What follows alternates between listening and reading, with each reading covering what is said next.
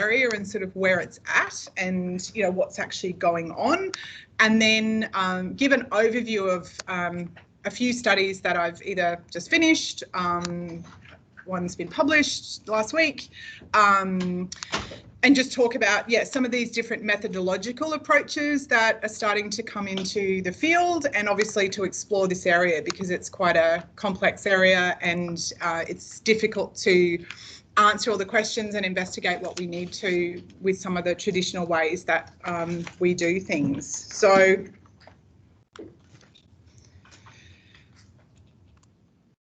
one of the reasons why people often don't want to go back to the office, and there's a lot of discussion about what's going on, is because unfortunately quite a lot of people's offices now actually look like this. So, you know, we're still pretty lucky in academia that most of us still have their own office.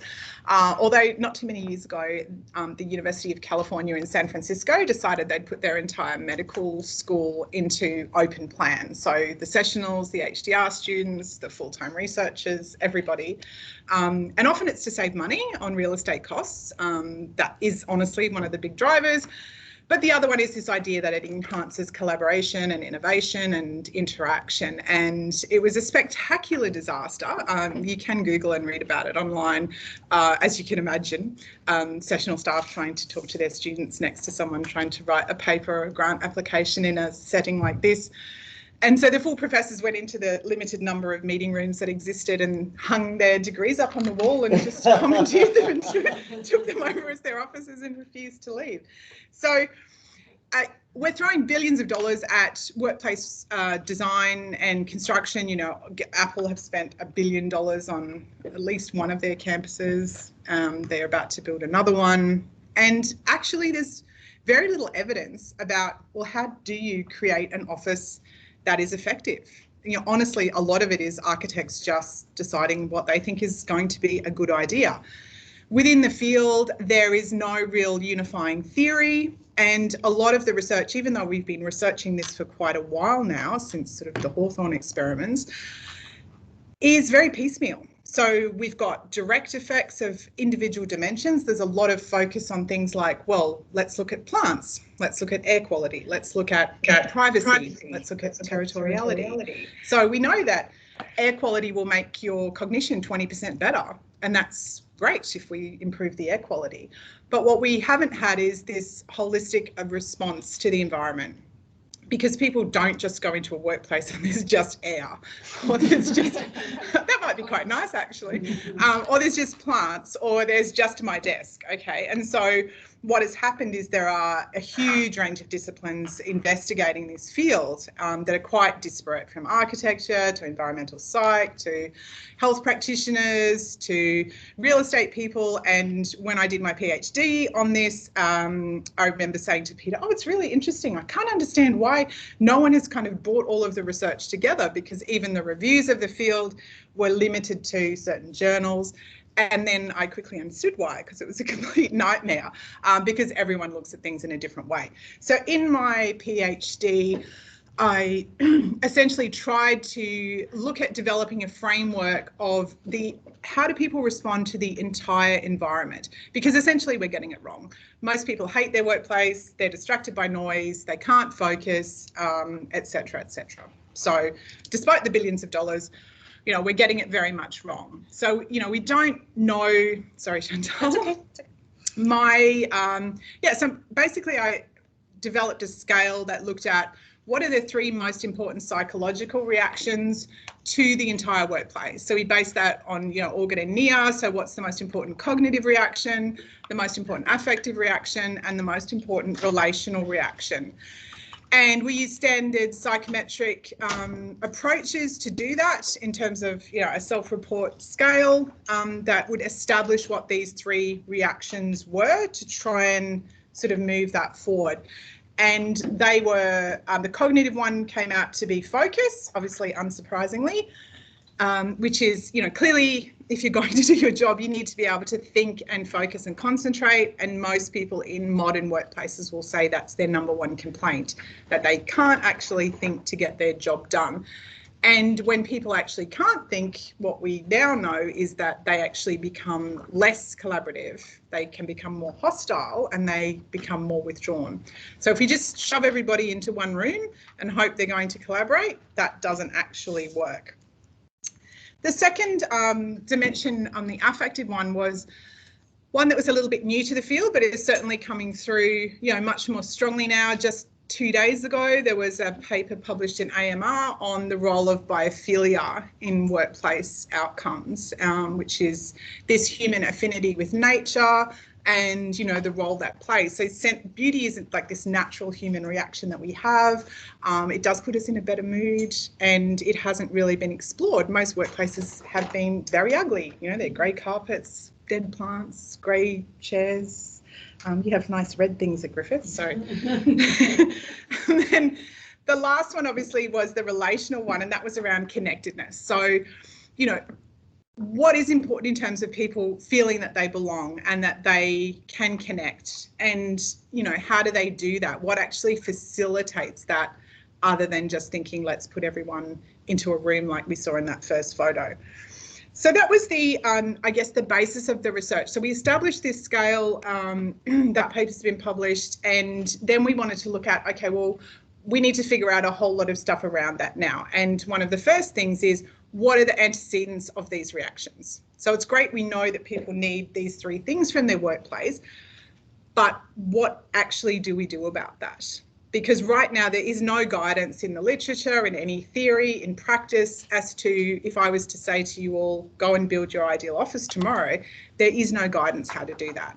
We would say, yes, you should have some plants, and you should have natural light, and you should have certain amount of visual and privacy and auditory privacy, but what does that look like altogether? So I've ended up kind of pursuing this multidisciplinary program of research to address some of these issues, because, as I said, there are so many different fields, and what I wanted to do was look at what is the best research methodology, obviously, as we do, to answer these particular questions. So I'm going to give you an overview of some of these studies to look at the different methods that we're using to approach different things. I think these are becoming, some of them, more popular in OB and management, and I think that will certainly increase. I first got interested in some of them going to a session with Peter at the start of my PhD at SciOp, where somebody was presenting about, using these neuroscience methodologies, and for some reason I just thought that was really interesting, but now I can actually do it. So I'm working with some pretty interesting people, which are also terrifying because I have no idea about some of these things. So big data, Oliver's a cognitive neuroscientist. James does mixed reality and VR, so he's the guy that gets all the cool IT gear and gaming stuff, and he has a fun life.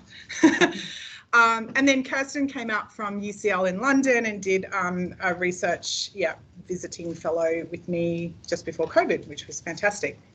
So the first study, I guess, is looking more globally. We took the scale and said, well, does this actually make a difference? So one of the biggest areas of focus has been open plan offices, various approaches to study that. A lot of it is done with what's called indoor environmental quality or post-occupancy evaluation. So they perhaps look at the environment beforehand, but usually not.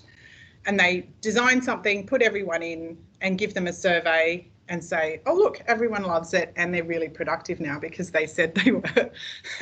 So a lot of the research in the area is actually really not even research. So we took these 2 different organisations. One was an NDIS provider and one was the IT division of about 60 people of another big corporate company.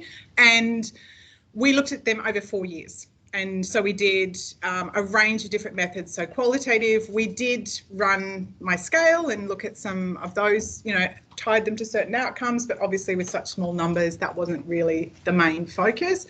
So there were focus groups, interviews, using the organisational data to look at, what was actually happening in terms of their observation of changes, managers' reports, observation in the workplace, and tracked that at multiple points as they went through the process. And we really also focused on, as well as the design, consultation, communication and change management, because they are key things that make a difference. Obviously, you all sitting here would be well aware of that in any organisational initiative. But for some reason in workplace, it's kind of this new idea that you can just give everybody their office and say, have a nice time. And you didn't actually need to ask them what they might like or what might suit them. And so there is this very much one size fits all approach, no consideration of individual differences and no consideration of the type of work that people need to do. Now, obviously in these companies, the IT staff are doing very different work. They're very different type of people to the staff on the NDIS provider. So if you're sitting on the phone having consultation with someone who's just become a paraplegic and their entire life has changed, it's a very different requirement in terms of the type of workspace that you're going to provide that person than someone who's working on a joint IT project and, you know, creating an internet. But that isn't considered. And so that's what was very interesting in this project. The two organisations took completely different approaches. So the NDIS providers sort of pretended to consult. So they pretended to ask people what they wanted, and then they didn't actually give them any feedback on that outcome. And so that in itself was an interesting process. So the IT organisation did a brilliant job. So they genuinely consulted, they let the organisation drive what the outcome should look like. The director was brilliant. He wanted people to stop what these mostly guys like to do was build IT stuff on their desk. And so they have these switches and things which make these high-pitched screaming noises.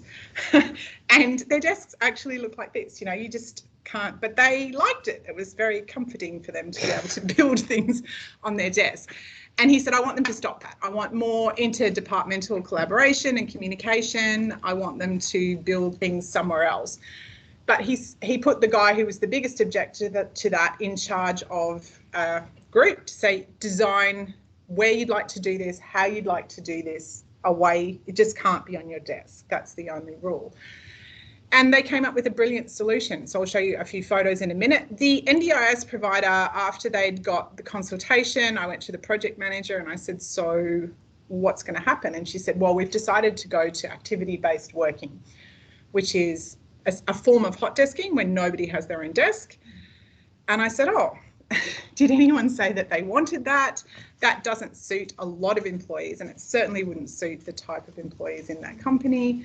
And she said, no, what we're going to do is we're just going to fit it out and set it up, and I'm going to decorate it with some nice muted Christmas decorations and cookies, and then when they come in, it'll be a surprise.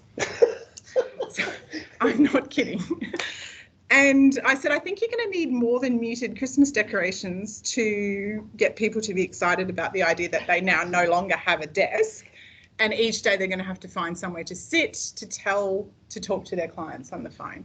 So unsurprisingly, as you can imagine, and we'll go through in a second, that was a disaster. The other type of analysis that we brought in, which is quite new to the field, certainly from OB and management, is this spatial syntax, where you take the floor plans, and you can do this in pre-simulations, and then we run it after it's been fitted out, and the computer simulates what the interaction patterns are going to be in the building. So you can see, all right, have I put people who don't want to be interrupted or have people around them much somewhere where that's not going to happen? And so what are it builds an agentic model where it kind of looks at what's going on. So it's a really useful tool to sort of figure some of these things out. So that added another dimension, I think, and what we saw with the NDIS provider was it was just a chaotic mess. But with the IT company, you know, a lot of those people wanted to work in very quiet spaces and spaces where they could almost have their own cave. And so this kind of allowed us to add another level of simulation to that. And this is the outcome of the IT organisation. So you wouldn't anticipate this, you know, the architect wouldn't have designed this. So in fact, the architect had a complete meltdown and said this will be the worst workplace ever, and employees don't know what they're doing and they don't know what they want. But they actually said, well, we want lots of green walls, we want lots of acoustic privacy, lots of visual privacy. We actually want a lot of dark spaces to work in, which is very counterintuitive to what you would read in the literature. Generally, you know, natural light's good. But for these type of people and their work and their personality, there's actually a lot of IT people like to work in the dark, or not the full dark, but so the room they designed to build things is like in this dark cave, and they love it, and they all go in there. They wanted a Stargate as their portal to enter the private part of the office, and why not, you know? And so one of the beautiful things, obviously, as well as how this has turned out, is it actually won the Australian Institute of Architects top award for interior architecture. So the architect that had a meltdown was quite happy to get the award then.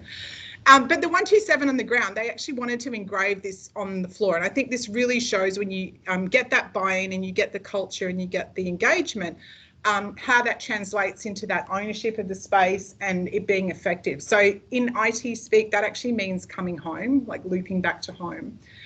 And again, no, I wouldn't think of that. We wouldn't think of that. An architect wouldn't think of that, but, you know, super meaningful for them. So just very quickly, one of their dark rooms, they used to do things in, present and collaborate. They wanted a lot of whiteboard spaces everywhere to, you know, map out their problem solving.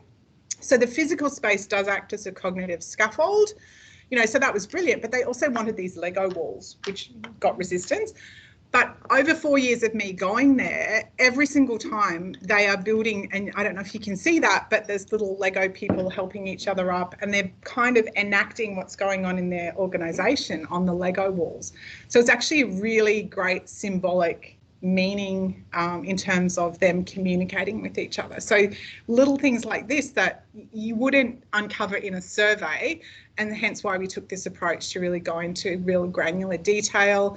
They designed their own workstations. They don't look like any other desk I've seen. They've kind of got this high section behind it. They're stand-up desks. They can move the whole thing to another part of the office if they want to move, and they often do. Lots of acoustic treatments, lots and lots of plants. They can work outside, lots of little kind of hangout spaces. So it's got this very domestic feel, which I'll talk about later, which is a big theme that's coming through in this literature. So IT company, great. They got all the outcomes they wanted. This has been sustained over time. We've been tracking them for 4 years. The NVS provider has kind of the opposite. So part of that's the design, but a lot of it also is the change management and the consultation and the lack of consultation and the communication and the culture. So, we were looking at, how can we use these dimensions? What do they actually mean?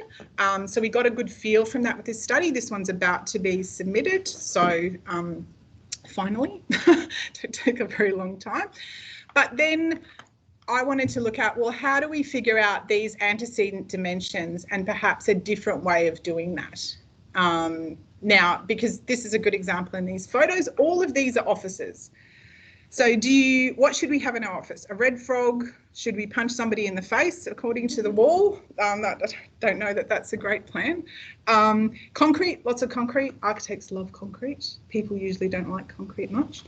And I'm not sure about the Star Trek space meeting room one. It might be kind of cool to have a meeting in there, but I'm not sure what they do in that room. But yeah, so all of these are workplaces, but we have no idea, what we should put in them. So what we did in this study is actually try to figure out that using a different methodology. So I took the literature and came up with a whole heap of photos and then experts in the field.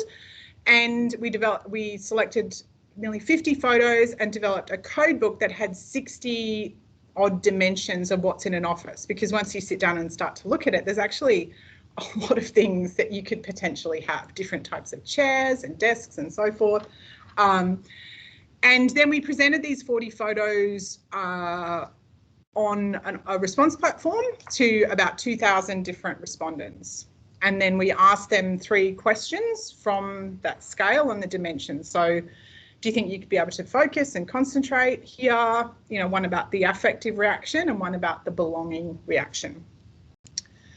Because if you look at this photo, we just have no idea what are the most important aspects. There's a lot of biophilia here, timber, but it's just the architect guessing. How many plants should we have? How many pieces of timber should we have? How much openness should we have? Should we have this type of couch, this type of desk? It's just completely unknown. So I'm certainly not the expert on this analysis, so I'm hoping there's no big data people in the room who are. But we're still analysing this study, but we've done a few rounds so far. So we used these big data and statistical learning techniques because they are fundamentally different from what we would normally do in OB and management. They don't have any underlying assumptions about the relationships between the data and, you know, things like normal distribution. All right, so they do things that are completely different. So they build an algorithm that then, you know, computes this data over hours and hours, because obviously there are so many data points, and looks at building these different relationships. So it's a data-driven phenomenon to look at what are the dimensions and relationships that seem to be important that then we can go and test later using the methodology we would normally use or an experimental laboratory. So yeah, that's essentially the approach that what it does. And what I'm excited about in some of these very initial results is if we take the focus one, you'll see that visual and acoustic privacy, types of materials and types of desk are coming out as some of the most important dimensions. And so we already know that if we don't have acoustic and visual privacy, concentration is going to be really difficult.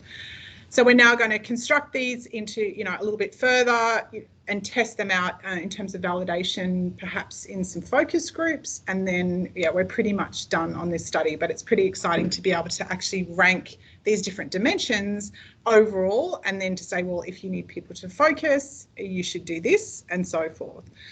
So that was the step we took with that next study. And then these next 3 studies are all part of a grant and with some industry partners. So we wanted to then look at, okay, we need to get a baseline in a very different way in an experimental setting to look at what do we actually know about the effect of certain things. Because if I ask you how affected you are by noise, you might say not at all really. But then the research will show actually you might be very stressed. Your physiology is showing you're significantly stressed. So people don't habituate to stress. We think that they do. You might notice it less, but your body doesn't actually habituate to it. You might end up just being quite stressed, as some of these studies have shown. So the biggest complaint obviously being noise. So we decided to run an experimental study to look at, all right, well, what happens with noise, and to use a range of different objective and subjective measures on that. So surprisingly, there's only been 4 studies done that use sound as a parameter. So we think, oh, there's been lots of studies about open plan office noise. We know everyone hates that. Well, actually, not really, not in a very rigorous way.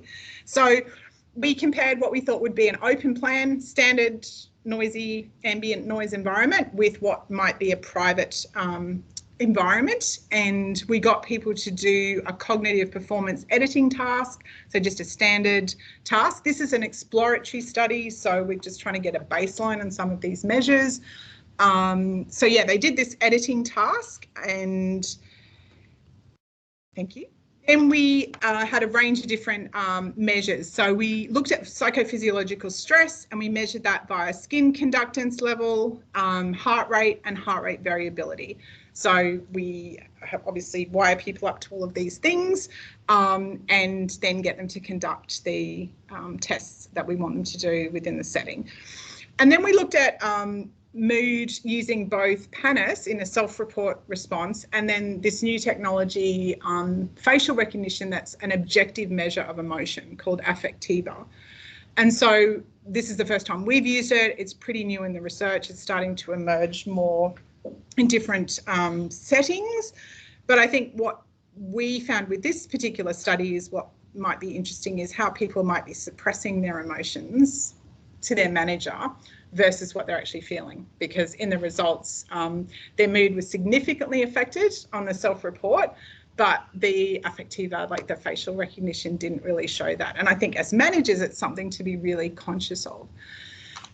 So in the results, and I should have said, I'm obviously not going to go too much into the theory behind everything today because we're looking at the methodologies, but very happy to talk more in detail for that on all the studies. But we basically were able to show this significant causal relationship between exposure to noise in an open plan office compared to a private office. using these objective measures in these experimentally controlled conditions. And so that I think is really, significant and exciting. Obviously, there are limitations with this study in terms of the length of exposure, and a few other things, but it's also quite tricky in the experimental setting. There are limitations with everything. By the time you counterbalance things, we used a within subjects design. You get people to go through, you can only keep people for about an hour. So this idea that you could sit someone down for 8 hours, however, we got a significant response on mood and a few other things with stress. So it's reasonable to assume that over a longer exposure, with what we know about things like noise and the lack of habituation, that people would become more stressed and that we would see other negative organisational outcomes start to arise from that in terms of, behaviour, commitment, performance and so forth. Thanks, Chantal. And then the next study, we wanted to look at the other aspect we're trying to bring into this, which is using virtual reality. Sorry. Because once we've got these dimensions from the large big data photo study, we want to start to test some of these things out. Now, to set up an experimental laboratory is obviously expensive, and there are only so many things you can test in any one experiment. And this is one of the issues why they tend to only test so few things. But virtual reality offers enormous promise and potential to be able to quickly and cheaply manipulate lots of different dimensions, and to be able to deliver those over the web, for testing, using response platforms as well as within an experimental setting. So this one we wanted to look at, okay, how can we use the virtual reality and looking at noise again and acoustics with like a learning environment. So we simulated a classroom and we had a virtual reality simulation built with a high fidelity sound spatialization, which is a lot of words to basically mean that when you're in the VR environment, you're also in a sound environment. And it's a realistic one, so 6 degrees of freedom with your head. So when you turn your head or when you move around the room, it's exactly like real life. So the sound, if you moved around the room here, the sound would be different if you were down there than it is next to me. So in order to test this well, you actually have to make it that realistic. That's time consuming, that's expensive, but you need to. So we did that, and without going into too much detail on all, I'm happy for Chantal to share these. Essentially, so we had another repeated measures design. We had no ambient noise, a typical open classroom noise without acoustic treatment, and then the same acoustic, same noise with acoustic treatment. What we know from the literature is, for example, acoustics in classrooms like offices are really poor, and that kids will lose 1 in 4 words as a result of poor acoustics. So you can imagine the effect that has on learning if you're missing 1 word in every 4 from the teacher. So we're putting a lot of effort into pedagogy and different, modalities of teaching, but we're forgetting the fact that actually the classroom is having a massive effect on the children, before you even add in things like biophilia and things that might make them less stressed. So we had these 3 different conditions. This is what it looks like inside the VR. So you've got this classroom environment, and then a view of, where the speaker was, where the participants were, and where the sources of noise are. So when they've got the headset on, they've got these headphones on, and then they're hearing, these different sound conditions. And what they do in VR, obviously it's tricky, it's developing rapidly, but you can't then get them to take the headset off and do an editing task. Or you have to get them to do what you want to test while they're in the environment. So for cognitive performance, a fairly standard way of doing that's an env't task. So they respond by pressing a button if the stimulus matches the stimulus presented, either the last stimulus presented or 2 stimuluses ago, etc. So they have to press this button, and then we tested their stress again, their skin conductance, their heart rate variability, and mood, obviously only via self-report at the end, because the affectiva can't go through the VR at this stage. So we had to custom build a Python script to extract that data in terms of the heart rate variability and the heart rate when they were pressing the button, you know, when different noise conditions were going on. So that was done to do that. And then the analysis is, you know, relatively simplistic compared to what we would normally do in some of our studies. So ANOVA, you know, MANOVA, looking at, you know, what was the working memory performance, because that's really what the env't task is testing, what their stress was like and their mood. So in this one, their cognitive performance was affected, but it didn't affect their stress or their mood. Now, I think, again, because this was an exploratory study, there are a number of limitations. They were largely female psychology students, so maybe they just weren't very stressed by doing this type of an experiment. The exposure time may have been too short. You know, there are a number of other factors and with VR to look into. However, it did significantly affect their cognitive performance. I'm sorry, that's probably way too small to read, but they're the three different conditions in terms of their response accuracy, their response time, and the different physiological stress measures. So it showed that VR is very much able to, you know, test some of these things, and, you know, that we obviously have these significant results as well. So that one was just published last week, so happy to share that as well if anyone's more interested in looking into the VR. So then the next step with this is to look at how can we optimise the workplace design. So taking what we've learnt from that first study with the two different organisations in Open Plan, what we've learnt from the big data study, we want to try and come up with this new construct that encapsulates something that might resemble an ideal office. So there's this huge move towards, you know, what they call a domestic feel, a more intimate feel. In Scandinavia, it's called hygge, like this idea of coziness, because we know people need to be psychologically and physically comfortable in an office, and often they're only one of those or neither of those things. So we're looking at testing this new construct and seeing whether or not that will mitigate some of the other effects, because we know that's already the case, that, you know, if you're in a better mood, then you might be less irritable and likely to respond to your coworker by punching them in the head, as the earlier photo said, or with your kids. And so, you know, the office can actually create these different responses. A colleague in the US was looking at spiritual buildings that weren't all religious buildings using fMRI studies, and showed that just putting people in these buildings and using the brain scan actually put them into what approximated a meditative state. So if we can achieve these types of responses where people are less stressed, you know, where they are in a more positive mood, obviously that's a good thing, and it's much more cost effective for the organisation. I read somewhere the other day that one study had showed spending $3,000 per person on mindfulness training, you know, had this significant effect on productivity and performance. But well, what if you didn't actually have to spend $3,000 per person, and by the design of the environment, you could get people to be in these different states?